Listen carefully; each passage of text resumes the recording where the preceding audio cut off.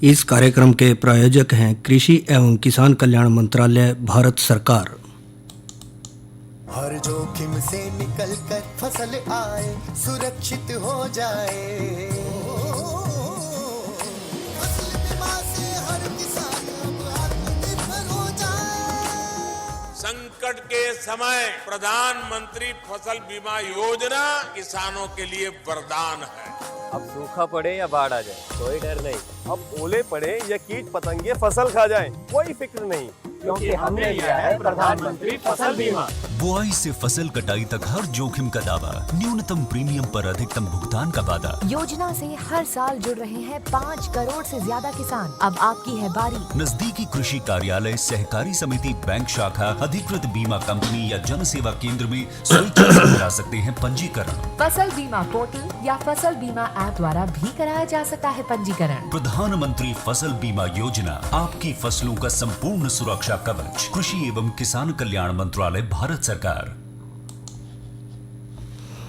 किसान वाणी कार्यक्रम सुनने वाले सारे बहन भाइयों ने वीरेंद्र भाई की राम राम। किसान भाइयों, आज हम अपने कार्यक्रम की शुरुआत करेंगे एक चर्चा से, जिसमें हम करेंगे चर्चा वर्मी कंपोस्ट खाद तैयार करने में सावधानियां विषय पर। जैसा आप जाना किसान भाइयों कि ज़मीन की तासीर को, उपजाऊ शक्ति को, उर्वरक शक्ति को बनाए रखने के लिए बहुत से पोषक तत्वों की ज़रूरत पड़े है, और इनको जो है प्राकृतिक रूप में भी पूरा किया जा सके, पर समय के साथ साथ जिस हिसाब से देखें कि ज़्यादा खेती हो रही है तो उस हिसाब से उन खेतों में उर्वरक शक्ति कम हो जाए तो वो खाद डाल के ऊपर से पूरी करी जाए। तो ऐसे में रासायनिक खादों का उपयोग बहुत ज़्यादा बढ़ रहा है, जो का सीधा उसके मिट्टी के स्वास्थ्य पर असर डाला है, उपजाऊ शक्ति को कई बार ज़्यादा इस्तेमाल करने से घट भी जाए। तो ऐसे में वर्मी कंपोस्ट खाद तैयार करके उसमें डाला जा सका है और उसकी उपजाऊ शक्ति को लंबे समय तक बनाया जा सका है। तो ये किस तरह तैयार हुआ है, किन किन खास बातों का ध्यान रखना है, इसके ऊपर करेंगे विस्तार से चर्चा। इसके साथ साथ भाइयों करेंगे मनोरंजन, और साथ ही करेंगे खेती बाड़ी से लगते और दूसरे समसामयिक विषयों के ऊपर चर्चा। पर इन सबसे पहला आओ करें चर्चा वर्मी कंपोस्ट खाद तैयार करने में सावधानियां विषय। तो भाइयों, जैसा हम जिक्र कर रहे थे कि हमारे देश में उत्पादन बढ़ाने की नज़र से देखा तो दिनों दिन रासायनिक खादों का इस्तेमाल बहुत बढ़ता जा रहा है, जो कि खेत की भौतिक दशा को बिगाड़ते हैं, और इसलिए खेत की उपजाऊ शक्ति को बनाए रखने के लिए समन्वित पोषक तत्व प्रबंधन पर जो है ज़्यादा जोर दिया जा रहा है, जिसके अंतर्गत प्राकृतिक खादों का इस्तेमाल बढ़ेगा। और इन प्राकृतिक खादों में कंपोस्ट, गोबर की खाद और हरी खाद जो है बहुत अहमियत रखे हैं। ये खाद मुख्य पोषक तत्वों के साथ साथ गौण तत्वों से भी भरपूर हैं, और गोबर का प्रयोग ज़्यादातर देखा जाए है ईंधन के रूप में 70% या इससे ज़्यादा होने के कारण जो है इससे बनी खाद थोड़ा कम मात्रा में उपलब्ध हो जाए है, क्योंकि जो गोबर है वो उपलों वगैरह के रूप में काफ़ी ईंधन के तौर पे इस्तेमाल कई बार कर रहे हैं लोग। और इसी तरह से देखें हरी खाद और दूसरी खाद भी जो है कम मात्रा में इस्तेमाल करी जाए। तो कंपोस्ट खाद बनाने के लिए फसलों के अवशेष, पशुशाला का जो कूड़ा करकट है, उसको किसी गड्ढे में डालकर उसमें गड़ाया सड़ाया जाए, और इस प्रक्रिया में 5 से 6 महीने का समय लग जाए, और पोषक तत्वों की जो हानि है वो भी उसमें इतनी नहीं होती। और पिछले कई सालों से देखा जाए कि कंपोस्ट खाद बनाने के नए नए तरीके विकसित हो रहे हैं, जिसमें कंपोस्ट खाद बनाने के लिए केचुए का भी प्रयोग किया जा रहा है, और इस विधि को ही जो देखा जाए वर्मी कंपोस्टिंग या वर्मी कंपोस्ट या केचुए के ज़रिए कंपोस्ट खाद बनाना कहा जाए। और तैयार कंपोस्ट खाद को जो है इस तरह से जो केचुए के ज़रिए बनाई जाए उसको जो है वर्मी कंपोस्ट कहे है। इसके साथ साथ अब ये देखा जाए जब वर्मी कंपोस्ट तैयार करने लग रहे हैं तो क्या जो सामान्य केचुए हैं वो इस्तेमाल हो सके हैं इसमें, या कोई इसकी कोई विशेष प्रजाति जो है इसमें देखी जाए। तो जहाँ तक वर्मी कंपोस्ट बनाने की प्रक्रिया का सवाल है तो इसमें केचुए की जो है अहम भूमिका रहा है, और इसमें 3 प्रकार के केचुए जो है वो खास तौर पर इस्तेमाल करे जाएँ। एक तो वो जो ऊपरी सतह के पास पाए जाएंगे जिसको कि एपीजेइक कहते हैं, और एक सतह के नीचे जिनको एनिसिक के नाम से जाना जाए, और सबसे गहरी सतह के जो है वो इंडोजेइक के नाम से भी जान लें। तो सामान्य ऊपरी सतह के केचुए जो कि मिट्टी में कम लगभग 10% और जैविक कचरा लगभग 90% ज़्यादा खावे हैं, उनको इस्तेमाल सबसे ज़्यादा करा जाए। और इस श्रेणी में देखा है कुछ महत्वपूर्ण प्रजातियां जिस तरह के एसिनिया फिटिका या यूडिलस यूजेनी जो हैं वो भी वर्मी कंपोस्ट बनाने के लिए ज़्यादातर एसिनिया फिटिडा प्रजाति को प्रयोग में लावे हैं और दूसरे केंचों की बजाय इनको आसानी से पाया भी जा सका है। इनका वजन 0.5 से 1 ग्राम और लंबाई जो है लगभग 3 से 4 इंच तक हो है। इनको रेड वर्म के नाम से भी जाना है और ये केंचुए कम समय में ही प्रजनन के जरिए अपनी संख्या में बढ़वार कर ले हैं और ज़्यादा कंपोस्ट बनाने में अपना योगदान दे हैं। एक बात आवे कि वर्मी कंपोस्ट बनावें किस तरह, तो वर्मी कंपोस्ट बनाने के लिए जैसा कि हम पहले स्थान कोई ना कोई चुनाव कर ही थे कि जहाँ पशुशाला का या पशुओं का मल मूत्र वगैरह वहाँ डाल ले रहे थे या फसल अवशेष वहाँ डाल ले रहे थे जिसने कुरड़ी के रूप में भी जाने थे। पहले बस फर्क था खुले में डाल देते, अब जो है थोड़ा पक्के शेड या फिर छप्पर या पेड़ पौधों की छाया हो जिससे कि सूर्य की सीधी किरणें और गर्मी और बरसात से बचा जा सके। और इसके बाद समतल पक्की या कच्ची ज़मीन पर लगभग 10 फुट लंबा और 3 फुट चौड़ा जगह जो है एक बेड बना लें और लंबाई 10 फुट से ज़्यादा भी कर सके हैं पर चौड़ाई जो है 3 फुट से ज़्यादा ना करें क्योंकि बेड में सबसे नीचे 1 से 2 इंच बालू या रेतीली मिट्टी बिछावें। फिर इसके ऊपर 3 से 4 इंच सरसों या गेहूं की तूड़ी को बिछा दें हैं और पानी छिड़क कर नम कर दें हैं और इस परत के ऊपर 8 से 10 इंच कार्बनिक पदार्थ जिस तरह के कृषि अवशेष, गोबर, पत्ते, साग सब्जियों के बची हुई साग सब्जी भी और इसके अलावा और भी जो ऐसी चीज़ें हैं जिनमें कार्बनिक अंश है उनको जो है इसके अंदर इस्तेमाल किया जा सके है।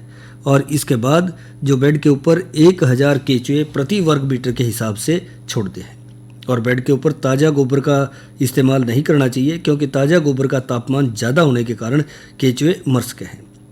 और जो बेड का तापमान 28 से 35 डिग्री सेल्सियस होना चाहिए। केंचुए डालने के बाद बेड को बोरी या केले के पत्तों से ढक दें। बेड में 40 से 60% नमी रखने के लिए प्रतिदिन जो है पानी का हल्का छिड़काव भी उसके ऊपर ज़रूर करें और पानी का छिड़काव गर्मी में 2 से 3 बार और सर्दी में 1 बार करना चाहिए। बोरी या पत्तों का इस्तेमाल हम इसलिए कर रहे हैं क्योंकि केंचुए जो है वो अंधेरे में रहना पसंद कर रहे हैं और उनकी जो क्रिया प्रतिक्रिया है या कार्यशैली है वो अंधेरे में ज़्यादा रहेगी, वो अंधेरे में ज़्यादा काम करेंगे। सड़ रहे कार्बनिक पदार्थ को केंचुए ऊपर से खा ले हैं और नीचे की तरफ जावें और गोबर को खाद में परिवर्तित कर दें और इसी तरह से 2-3 महीने में वर्मी कंपोस्ट बनकर तैयार हो जाएगा। इस प्रकार 1000 केंचुए प्रतिदिन 1 किलोग्राम वर्मी कंपोस्ट तैयार कर दें। और इसके साथ साथ देखें इस खाद को जो विशेषताओं का सवाल है कि भी इसमें और क्या खासियत है, तो वर्मी कंपोस्ट बनाने के समय केंचुए बेकार पड़े गोबर जो खेती के अवशेष हैं, पत्ते वगैरह हैं, खा के उसने जैविक विधि के ज़रिए वर्मी कंपोस्ट बना दी और पर्यावरण को सुरक्षित रखने में हमारी सहायता जो है वो बहुत ज़्यादा करेंगे। और इसके साथ साथ खेत की उपजाऊ शक्ति भी बढ़ेगी और रासायनिक खाद के ऊपर निर्भरता कम होने के साथ यूँ भी हो जा कि काश्त में जो लागत आवे है वो भी कम होगी, या यूँ कह लें कि जो हमारा ज़्यादा धन लगा है वो भी जो है कम लगेगा जब हम घर ही खाद तैयार कर रहे हैं, बाहर से कहीं जाने की ज़रूरत नहीं पड़नी। इसके साथ साथ खेत में वाष्पीकरण कम होगा और सिंचाई जल की जो है बचत होगी। वर्मी कंपोस्ट के इस्तेमाल से दीमक लगने का खतरा भी नहीं रहता। और इसके साथ साथ ऊसर भूमि में वर्मी कंपोस्ट के लगातार इस्तेमाल से ऊसर भूमि को सुधारा जा सके है, या यूँ कह लें कि जो बंजर भूमि है, कलर हैं, उनको भी जो है सुधार के खेती योग्य बनाया जा सके है। वर्मी कंपोस्ट खाद में हम नमी बना के काफ़ी समय तक उसको इस्तेमाल ला सके हैं। इसके प्रयोग से खेतों में खरपतवार भी जो है वो कम होंगे और वर्मी कंपोस्ट के इस्तेमाल से फलों, सब्जियों, अनाज के स्वाद, आकार, रंग और पैदावार में भी वृद्धि होगी और पौधों में रोगरोधी क्षमता भी बढ़ेगी, जो कि सबसे अहम बात मानी जाए। इसके साथ साथ मिट्टी, खाद्य पदार्थ और ज़मीन में पानी के माध्यम से होने वाले प्रदूषण में भी कमी आवेगी। वर्मी कंपोस्ट से खेत में उपयोगी जीवाणुओं की संख्या में बढ़वार होगी। इसके साथ साथ ये भी देखा जाए है कि वर्मी कंपोस्ट खाद प्राकृतिक है और दूसरे खाद्यों की अपेक्षा या रासायनिक खाद्यों की अपेक्षा सस्ती भी पड़ा है। वर्मी कंपोस्ट खाद से रासायनिक खाद के उत्पादन और जो आयात पर खर्च होने वाली ऊर्जा है और विदेशी मुद्रा है उसमें भी जो है काफ़ी बचत हो जाए। इसके साथ साथ वर्मी कंपोस्ट में जो देखें तो नाइट्रोजन 1 से 2.25%, फास्फोरस 1 से 1.5%, पोटाश 2 से 3% और दूसरे सूक्ष्म तत्व जैसे कि कैल्शियम, मैग्नीशियम, तांबा, लोहा, जिंक, बोरोन वगैरह जो है वो काफ़ी मात्रा में पाई जाए। वर्मी कंपोस्ट को खाद्यान्न फसलों में 2 टन प्रति किले के हिसाब से खेत में इस्तेमाल कर सके हैं और मिट्टी में अच्छे से उसको मिला दें। सब्जी की फसलों में 3 से 5 टन प्रति हेक्टेयर के हिसाब से जो है वर्मी कंपोस्ट को इस्तेमाल कर सके हैं। बागों में या फलदार पौधों में ज़रूरत के अनुसार 1 से 20 किलोग्राम वर्मी कंपोस्ट जो है वो प्रति पौधे के हिसाब से इस्तेमाल कराया जा सका है। वो निर्भर भी करे है कि पौधों की आयु कितनी है, कितना पुराना बाग है, तो उसी अनुसार जो है खाद को इस्तेमाल करेंगे। इसके साथ साथ गमलों में 250 से 500 ग्राम प्रति पौधा या आकार के अनुसार जो है इस्तेमाल कर सकें। यानी कि घर से लेकर खेत तक कहीं भी आप जो है जो खेती कर रहे हैं या फिर सब्जियां वगैरह लगा रहे हैं या फिर बागवानी कर रहे हैं या अनाज वाली फसलें ले रहे हैं, यहाँ तक कि चारे वाली फसलों में भी इसको इस्तेमाल कराया जा सके है। और इसके इस्तेमाल करने से ये देखा गया है कि खेतों में कोई इसका विपरीत कुप्रभाव नहीं है, बल्कि प्राकृतिक रूप से खेत की उर्वरक शक्ति को बनाए रखने में बहुत ही अहम भूमिका निभावा है। तो यह तो करी भाइयों हमने चर्चा वर्मी कंपोस्ट खाद तैयार करने में सावधानियां विषय पे, और अब करेंगे मनोरंजन पर इस संदेश के बाद।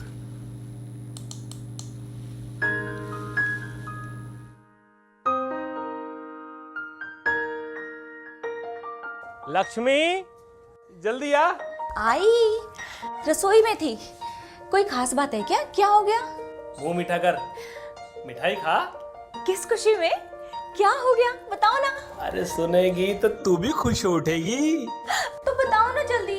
अरे वो हमारी टमाटर की पूरी फसल बिक गई, और वो भी अच्छे दामों पर। बयाना भी मिल गया। मुझे मूर्ख समझे हो क्या? अभी तो फसल बोई भी नहीं और बिक भी गई। बना रहे हो मुझे? ना ना, अरे बनाने वाली कोई बात नहीं है, सच्ची। अरे वो टमाटर से सॉस केचप बनाने वाली कंपनी है ना, उन्होंने करार कर लिया है। अभी समझौते पर दस्तखत करके आ रहा हूँ। इसका मतलब क्या हुआ? तू बैठ यहीं, सब समझाता हूँ। भारत सरकार किसानों के कल्याण और सन 2022 तक उनकी आमदनी दुगनी करने के लिए कृत संकल्प है। अनेक नई नीतियों और योजनाओं से किसान आत्मनिर्भर हो रहे हैं, परंतु किसानों के सामने आज भी कुछ चुनौतियां मौजूद हैं, जैसे निरंतर सिकुड़ता जोत आकार, मौसम और प्राकृतिक आपदाओं से जुड़े जोखिम और बाजार में आकस्मिक उतार चढ़ाव। कोविड-19 वैश्विक महामारी ने इन चुनौतियों को और भी गहरा कर दिया है। भारत सरकार ने तुरंत प्रभाव से कृषक सशक्तिकरण और संरक्षण कीमत आश्वासन और कृषि सेवा पर करार अध्यादेश 2020 लागू किया, जो अब एक अधिनियम का रूप ले चुका है। अब किसान के पास अनेक विकल्प है।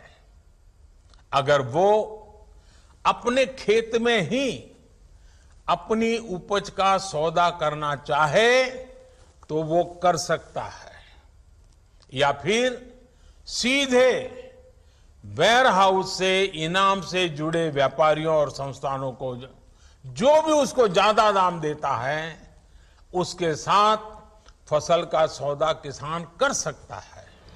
इस अधिनियम के अनुसार अब किसान उपज से खाद्य उत्पाद बनाने वाले प्रोसेसर्स, व्यावसायिक कंपनियों, थोक और फुटकर विक्रेताओं और निर्यातकों आदि से कृषि उपज की बिक्री के लिए सीधे करार या व्यावसायिक समझौता कर सकेंगे। ये करार फसल की बुआई से पहले भी हो सकता है।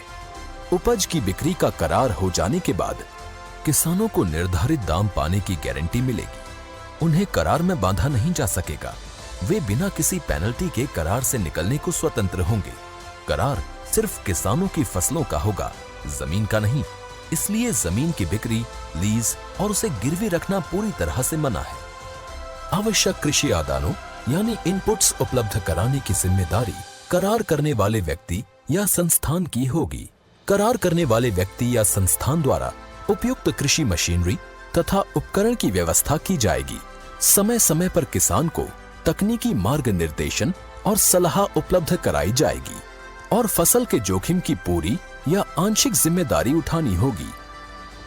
अधिनियम के अनुसार फसल की भली प्रकार से देखरेख, तुड़ाई या कटाई की जिम्मेदारी किसान की होगी। फसल उत्पादन के दौरान फसल पर किसान का मालिकाना हक बना रहेगा।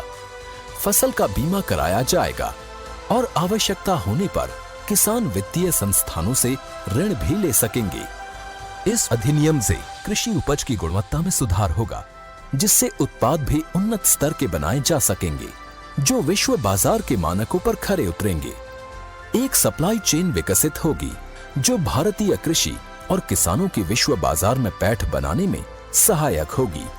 बड़े कॉरपोरेट के साथ मिलकर कई राज्यों के किसान सफलतापूर्वक गन्ने, कपास, चाय, कॉफी जैसे उत्पाद प्रोड्यूस कर रहे हैं। मौसम के जोखिम और बाजार के उतार चढ़ाव से सुरक्षा के कारण इस अधिनियम ने किसानों के लिए नई संभावनाओं और नई आशाओं के द्वार खोल दिए हैं। अधिनियम ने भारतीय किसानों की समृद्धि का मार्ग प्रशस्त किया है। अच्छा, ले अब तो मुंह मीठा कर। आत्मनिर्भर किसान, आत्मनिर्भर भारत।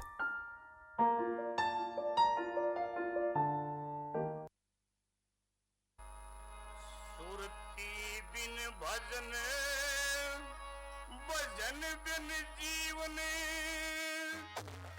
जीवन सुना संगीत बिना,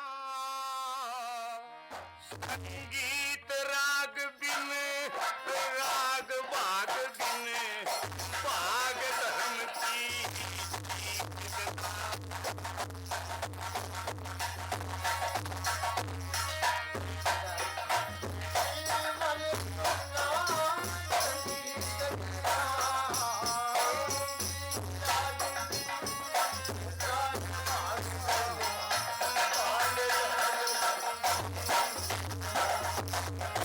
धर्म दान बिन, दान श्रद्धा बिन, श्रद्धा भावे विचार बिना, विचार बुद्धि बिन, बुद्धि शुद्धि बिन, शुद्धि है संस्कार बिना, संस्कार मात बिन, मात पिता बिन, पिता फर्ज परिवार बिना, परिवार मेल बिन, मेल अकल बिन, अकल कर्म रोजगार बिना, परिवार मेल बिन, मेल अकल बिन, अकल कर्म रोजगार बिना, रोजगार लगन बिन, लगन लगे बिन, लगना सच्ची प्रीत बिना, प्रीत राग बिन, राग भाग बिन, भाग धर्म की,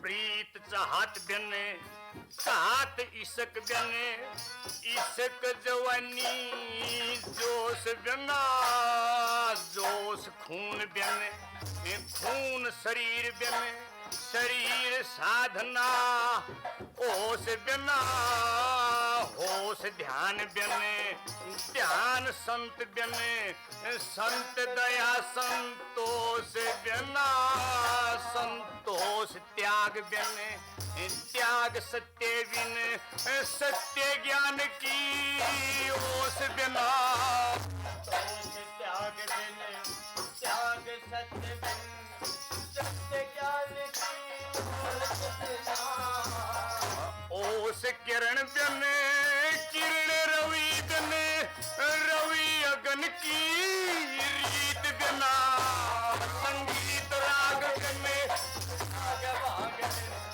राग धर्म की,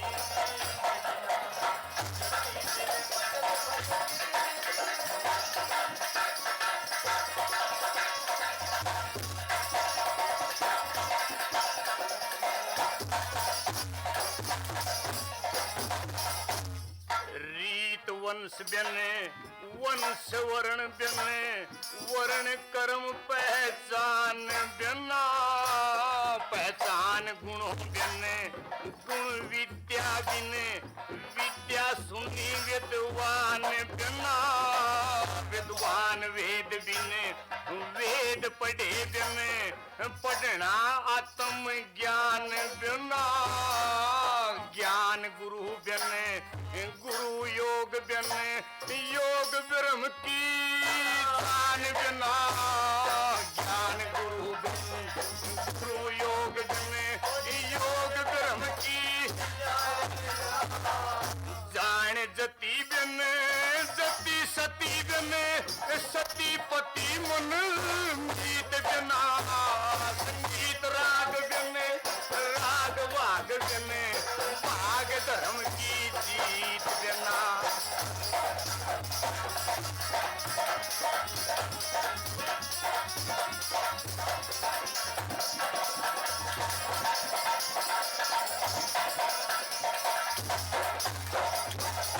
नीत बिन नीत मिलन बिन मिलन स्नेह बिन स्नेह समय स्थान बिना स्थान पूजा बिन पूजा मंदिर बिन मंदिर है भगवान बिना भगवान भगत बिन भगत भक्ति बिन भक्ति ही विधान बिना विधान नियम बिन नियम जीव बिन जीव हरि गुण गान बिना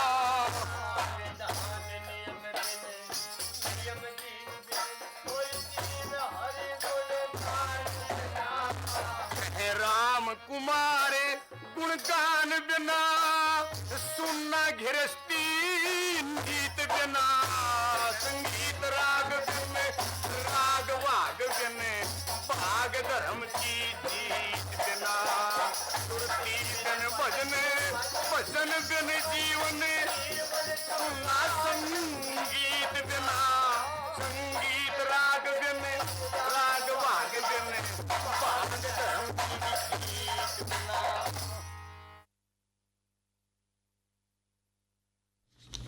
यह तो सुनी भाई ना रागनी सुरती बिन राम कुमार शास्त्री की आवाज़ में। और भाइयों अब करेंगे आज के मौसम की जानकारी पर चर्चा। तो अधिकतम तापमान रहा 25 डिग्री सेल्सियस और न्यूनतम रहा 12 डिग्री सेल्सियस। हवा की गति रही 5.3 किलोमीटर प्रति घंटे की रफ्तार से हवाएं चली।